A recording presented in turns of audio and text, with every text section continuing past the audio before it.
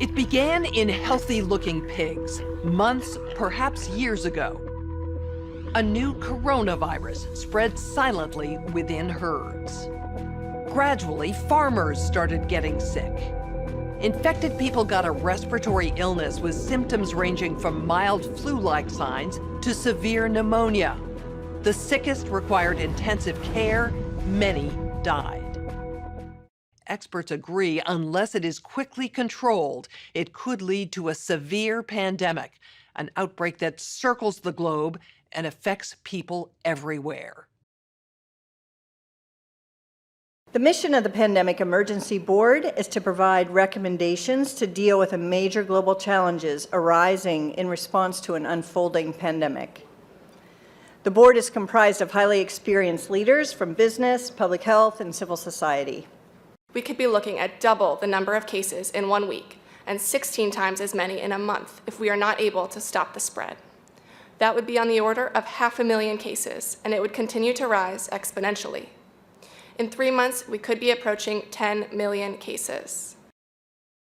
We're at the start of what's looking like it will be a severe pandemic. And there are problems emerging that can only be solved by global business and governments working together. We have known about CAPS-like viruses in animals and people for decades, but have not been successful at developing a licensed vaccine. And sure, there are new technologies that may help, but it's going to be difficult. I am not optimistic about having a vaccine in time to be relevant during this pandemic.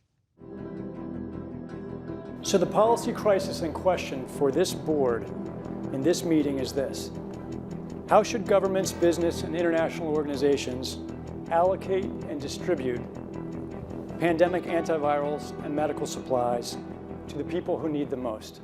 A global stockpile would certainly help ensure more rational and strategic allocation, but the reality is that we don't have the logistics capability, even within the UN, to bring that together in one place and run it. So this is where I think a collaboration between the international organizations like the World Health Organization and the private sector, which runs these supply chains for many purposes every day, understand where the supplies are, make smart decisions about how to allocate them to the people who need them in the places that need them the most, and then work with the industry to move those supplies from where they are today to where they need to be.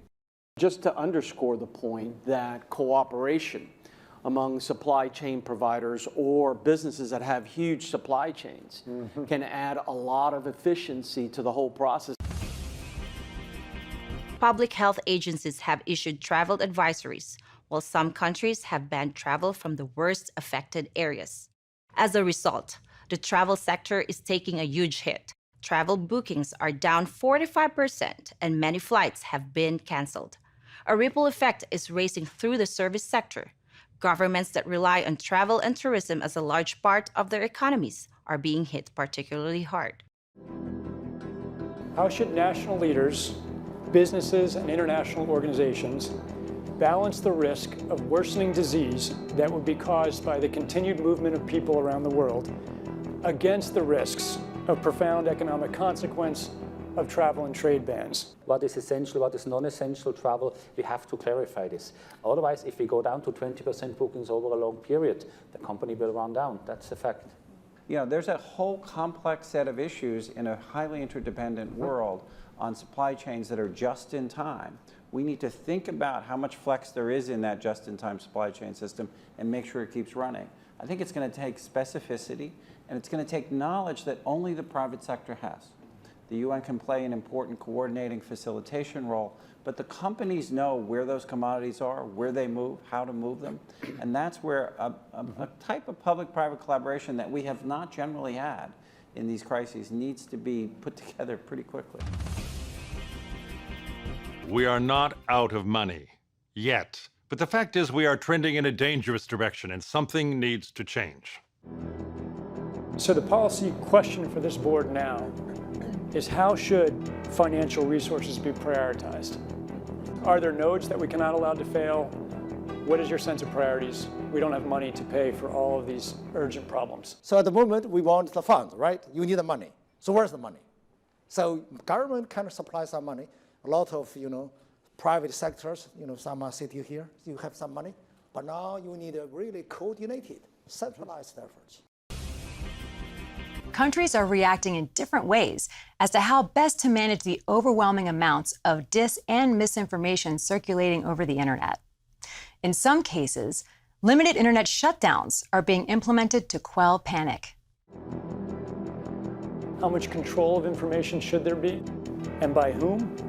And how can false information be effectively challenged? And what if that false information is coming from companies or from governments? We're at a moment where the social media platforms have to step forward and recognize the moment to assert that they're a technology platform and not a broadcaster is over. They, in fact, have to be a participant in broadcasting accurate information and partnering with the scientific and health communities to counterweight, if not flood the zone, of accurate information, because to try to put the genie back in the bottle of the misinformation and disinformation is nigh impossible. One thing we haven't spoken about, and I'm wondering whether it's time to talk about this, is a step up from the part of the governments on enforcement actions against fake news. The outcome of the CAPS pandemic in EVENT201 was catastrophic. 65 million people died in the first 18 months. The outbreak was small at first and initially seemed controllable, but then it started spreading in densely crowded and impoverished neighborhoods of megacities. From that point on, the spread of the disease was explosive. Within 6 months, cases were occurring in nearly every country. The global economy was in a free fall. The GDP down 11%. Stock markets around the world plummeted between 20 and 40% and headed into a downward cycle of fear and low expectation. Businesses were not borrowing, banks were not lending. Everyone was just hoping to hunker down and weather the storm.